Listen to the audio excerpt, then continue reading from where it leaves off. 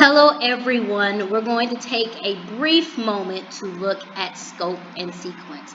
So the way that we're going to look at scope and sequence is that we're going to look at it at a weekly level. Now, if you've already done your pace and calendar, you already know about your standards. We're going to look at everything kind of by the week. And what that means is we're looking at what standards are we teaching in what week.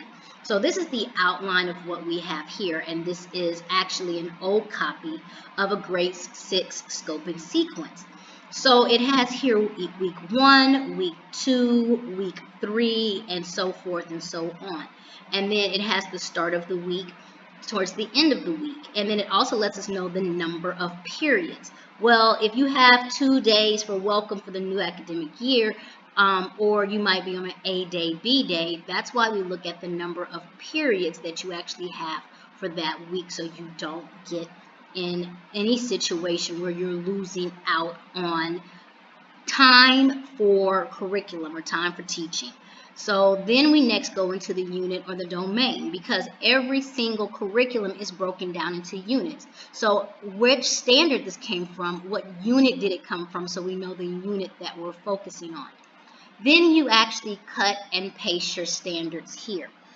One prime note is that it's really hard to teach children over 3 standards in a week unless you're doing something that's accompanying them. So what I mean by that is unless you're social studies or English language learning, and you might be embedding a inferencing skill with a grammar lesson, or you might be embedding, but that has to be purposeful, and don't get caught with your embedment being in your scope and sequence versus your lesson plan.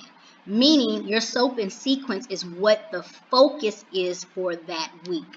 So you really should be focused only on the focus. Anything that's embedded can be in the lesson plan itself, because it might just be a little bit of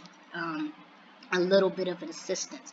But you put in the actual copied and paste lesson plan standard to help us understand exactly what it's going to be.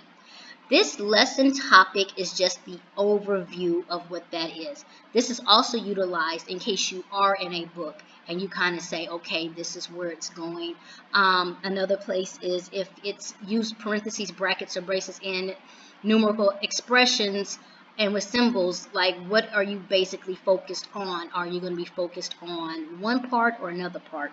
So lesson topic is just that breakdown, and this lesson topic is going to be very important for our course syllabus that we are creating.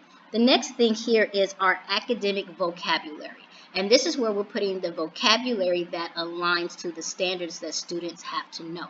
Now, once again, you might have vocabulary that's being introduced in a lesson, so this is not the only place for vocabulary. This is our scope and sequence academic vocabulary that helps break down all of the things that they're supposed to be learning. Last, we make our I can statements, because the I can statements will be utilized in your lesson plans. So basically for the week, it gives you that outline of what the week should be consistent of. Don't forget that in here you should also be putting, and I did not put in here, your testing dates in here, so you actually have your testing dates. Once again, this is a scope and sequence outline, and this is how you complete it out, and this is what we need in order to look forward and move forward to the next step. Thank you, guys.